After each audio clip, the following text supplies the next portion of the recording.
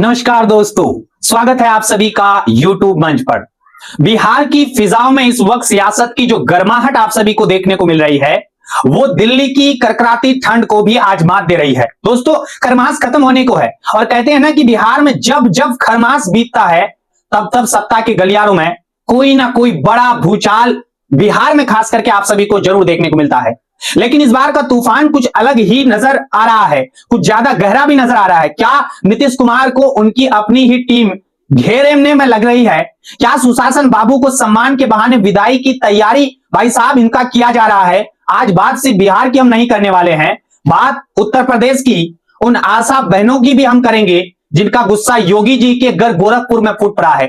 और बात हम ममता दीदी के उस कहानी या कानूनी दाव की भी आपके सामने रखेंगे जिसने आज ईडी की नींद को भाई साहब हरा कर करके रख दिया है। दोस्तों, बिहार से शुरुआत करते हैं। बिहार में एक तरफ तो बीजेपी नीतीश कुमार के बिना ही जादुई आंकड़ा छूने की जुगाड़ में लगी है और दूसरी तरफ जेडीयू के अपने कुनबे में ही ऐसी आग लगी है जिसका धुआं बहुत दूर तक जाती हुई नजर आ रही है। अब आप कहेंगे कि ये तो पुरानी बात है, लेकिन नया ट्विस्ट आप सभी सुनिए, नया ट्विस्ट भी निकल करके आया। ये नया ट्विस्ट बिहार में निकला हुआ है भारत रत्न को लेकर।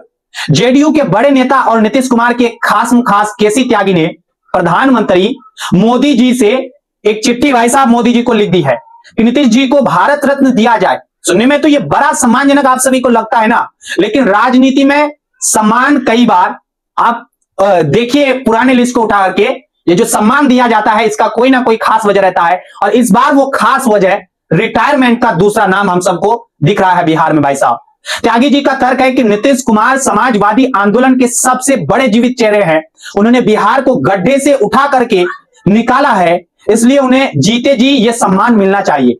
वो कर्पूरी ठाकुर और फिर चौधरी चरण सिंह का उदाहरण आज दे रहे हैं कि उन्हें तो मरणोपरांत ये मिला था, नीतीश जी को उनके सामने ही ये सब दिया जाए। अब गौर करने वाली बात यह है कि इस मांग पर बीजेपी ने भाई साहब चुप्पी साध रखी है, लेकिन उसके जो छोटे छोटे साथी हैं वो इस आग में अब जाके घी डालने का काम कर रहे हैं।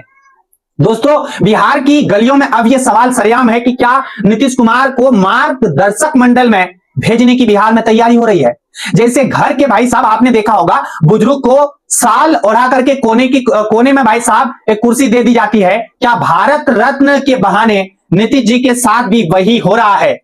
बात करें तो ताज्जुब की बात आप देखिए, केसी त्यागी वही शख्स है, आप देखिए भाई साहब, जिन्होंने 2024 में नीतीश को वापस एनडीए में लाने के लिए पुल का काम किया था।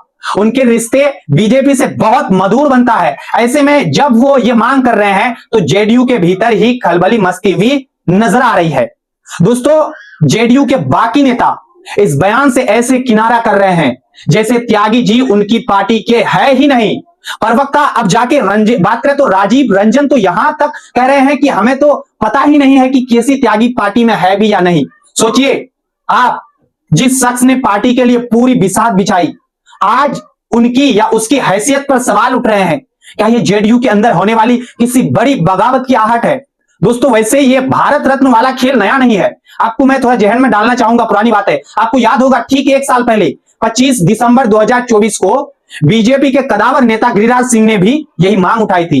उन्होंने कहा था कि नीतीश जी ने बिहार में सड़क, स्कूल और अस्पताल बनवाए हैं, वो इसके हकदार है।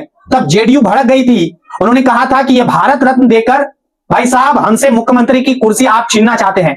अब वही बात केसी त्यागी कह रहे हैं, तो क्या स्क्रिप्ट वही है, बस चेहरा बदल दिया गया?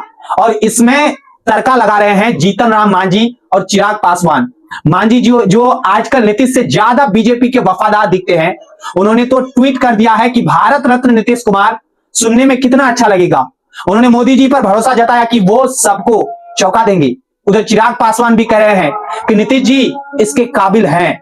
अब आप सोचिए, जो लोग कल तक नीतीश के विरोध में गला फाड़ रहे थे, आज वो अचानक इतने मेहरबान क्यों हो गए हैं? क्या ये घेराबंदी नहीं है? दोस्तों, विपक्ष भी इस पर चुटकी लेने से पीछे नहीं है। कांग्रेस सांसद तारिक अनवर ने तो सीधे पूछ लिया है कि आखिर नीतीश ने किया क्या है ऐसा। उन्होंने महिलाओं को लेकर विधानसभा में दिए गए पुराने बयानों की याद दिला दी और पूछा कि क्या इस आपत्तिजनक भाषा के लिए उन्हें सम्मान दिया जाना चाहिए। अब खेल यह है कि जेडीयू को लग रहा है कि ये भारत रत्न की मांग दरअसल नीतीश कुमार को एक्टिव पॉलिटिक्स से बाहर करने की एक साजिश है। बीजेपी के नेता तो यहां तक दावा कर रहे हैं कि महागठबंधन की कई विधायक उनके संपर्क में है।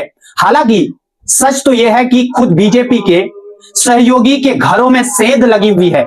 चर्चा यहां तक है कि उपेंद्र कुशवाहा के 4 से 3 विधायक और चिराग पासवान के कुछ विधायक बीजेपी के पाले में जाने को तैयार बैठे हैं। भाई साहब, बिहार की एक खिचड़ी खरमास के बाद क्या रंग लाएगी ये देखना हमको भी दिलचस्प लगेगा, आपको भी दिलचस्प होगा। लेकिन एक बात तो तय है कि नीतीश कुमार इतनी आसानी से अपनी कुर्सी छोड़ने वाले नहीं है।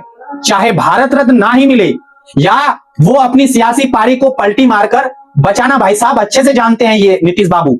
दोस्तों, अब थोड़ा रुख करते हैं पड़ोस के राज्य उत्तर प्रदेश की तरफ। बाबा के घर में गोरखपुर में कुछ ऐसा हुआ जिसने लखनऊ से दिल्ली तक की आज नींद को उड़ा करके रख दी है। 9 जनवरी को करीब 500 आशा कार्यकर्ताओं ने गोरखपुर नगर निगम में डेरा डाल दिया। ये बहनें अपना मानदेय बढ़ाने की मांग कर रही थी, लेकिन जब जिला अधिकारी यानी कि डीएम उनसे मिलने नहीं आए तो उनका सब्र एकदम जो बांध होता है सब्र का, वो महिलाओं का टूट गया, दीदियों का टूट गया। आप सोचिए, जो महिलाएं गांव गांव जाकर सरकारी योजनाओं को जमीन पर उतारती है, जब वही सड़क पर बैठकर योगी मोदी तेरा क्या भरोसा के नारे लगा रहे हैं आज, तो समझ जा लीजिए भाई कि पानी सिर से ऊपर निकल चुका है। इस बहनों का गुस्सा सिर्फ पैसे को लेकर नहीं है, बल्कि उस अपमान को लेकर है जो उन्हें झेलना पड़ रहा है। समाजवादी पार्टी के मुखिया अब अखिलेश यादव ने इस आग में और तपिश बढ़ा दी है। उन्होंने एक वीडियो शेयर करते हुए बीजेपी पर सीधा हमला बोला है। कहा कि बीजेपी ने आशा बहनों से किया एक भी वादा पूरा नहीं किया। सबसे कड़वी बात जो अखिलेश ने कही वो ये थी कि बीजेपी के लोग कथित तौर पर यह कह रहे हैं कि आशा वर्कर्स अपने भाई साहब पतियों को बैठाकर खिलाती हैं। आप देखिए, अखिलेश ने इसे बेरोजगारी से जोड़ दिया कि अगर पति घर पर बैठा है तो यह आपकी नाकामी है कि आपने नौकरियां नहीं दी। गोरखपुर जैसे वीआईपी जिले में अगर इस तरह का प्रदर्शन अब जाके उठ रहा है तो ये 2027 के विधानसभा चुनाव के लिए भाई साहब बीजेपी के लिए खतरे की घंटी नजर आ रही है। जब जनता और खासकर वो तबका जो सरकार की रीढ़ है वही खिलाफ हो तो बड़े बड़े किले ढह जाते हैं। भाई साहब, राजनीति की यह लहर अब सीधे बंगाल की खाड़ी तक जा पहुंची है। पश्चिम बंगाल में ममता दीदी और ईडी के बीच की जंग अब थम ही नहीं रहा है, अब सुप्रीम कोर्ट के दहलीज पर पांव पसार रही है। मामला आईपैक के दफ्तर पर हुई छापेमारी का है। ईडी का दावा है कि वो कोयला तस्करी और फिर मनी लैंडिंग की जांच कर रही थी, लेकिन ममता बनर्जी का अब जाके यह कहना है कि सब सिर्फ टीएमसी की चुनावी रणनीति और डेटा चोरी करने का एक बहाना है।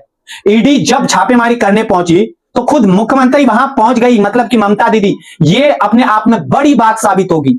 अब ममता सरकार ने सुप्रीम कोर्ट में बात करें तो क्विंट दाखिल कर दिया है। भाई साहब, इसका सीधा मतलब यह है कि हुजूर अगर ईडी आपके पास आए तो बिना हमारा पक्ष सुने कोई फैसला आप मत सुनाइएगा।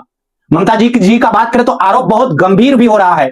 अब ममता कह रही है कि बीजेपी जांच एजेंसियों का इस्तेमाल करके चुनाव जीतना चाहती है। वो कह रही है कि यह लोकतंत्र पर हमला है। अब एक तरफ जांच एजेंसियां हैं जो कह रही है कि बात करो तो साक्ष्यों के साथ छेड़छाड़ हुई है, और दूसरी तरफ एक राज्य की मुख्यमंत्री है यानी कि ममता दीदी है जो अब कह रही है कि उनकी निजता और रणनीति पर हमला हो रहा है। यह मामला अब केवल भ्रष्टाचार की जांच का नहीं रह गया, ये केंद्र बनाम राज्य की उस लड़ाई का हिस्सा बन चुका है जो भारत के संघीय ढांचे को हिला रही है। क्या सुप्रीम कोर्ट इस पर कोई सख्त टिप्पणी करेगा या फिर ये चुनावी साजिश या रंजिश का एक और लंबा अध्याय बनकर रह जाएगा? दोस्तों, चाहे बिहार की यह सम्मान वाली राजनीति हो, यूपी की आशा बहनों का यह दर्द हो या बंगाल की कानूनी लड़ाई, इन सब के केंद्र में सिर्फ एक चीज है, सत्ता का संघर्ष। बिहार में नीतीश कुमार को सम्मान की चादर में लपेटकर विदा करने की भाई साहब कोशिश हो रही है, तो यूपी में उन लोगों की आवाज दबाई जा रही है जो सरकार की योजनाओं को घर घर पहुंचाती है। वहीं बंगाल में हमने बताया आपको डेटा और रणनीति की जंग छिड़ी हुई है। आप खुद सोचिए, क्या हमारे लोकतंत्र में अब सिर्फ यही सब बचा हुआ है? क्या सम्मान सिर्फ कुर्सी छीनने का जरिया बन जाएगा?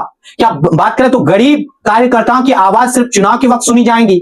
ये सवाल आपके हैं, मेरे हैं और हम सब के हैं। भाई साहब, राजनीति के शतरंज में मोहरा हम और आप जैसे आम लोग ही बनते हैं। खरमास तो खत्म हो जाएगा, सूरज भी उत्तरायण में आ जाएगा, लेकिन क्या हमारे नेताओं की नीयत में भी कोई उजाला आएगा? ये वक्त बताएगा। भाई साहब, बिहार की सियासत में आने वाली ये भूचाल क्या नीतीश की पारी का अंत करेगा या वो फिर से कोई नया चमत्कार भाई साहब यानी कि नीतीश कुमार कर पाएंगे बिहार में, इस पर हमारी नजर बनी रहेगी। दोस्तों, अगर आपको लगता है कि इन खबरों के पीछे की असलियत को समझना आपके लिए जरूरी है तो हमारे साथ जुड़े रहिए। सत्ता की शतरंज की हर चाल हम आप तक पहुंचाएंगे, आपके सामने बिना लाग लपेट करके डेली खोलेंगे। अगर आपको हमारा ये विश्लेषण डेली पसंद आया हो तो इसे साझा करें और हमारे साथ इस चर्चा को आगे बढ़ाएं। यानी कि चैनल पर पहली बार आए हैं तो मेरे बहन लोग भाई लोग सब्सक्राइब जरूर करें। जुड़ने के लिए आप सभी का बहुत बहुत धन्यवाद।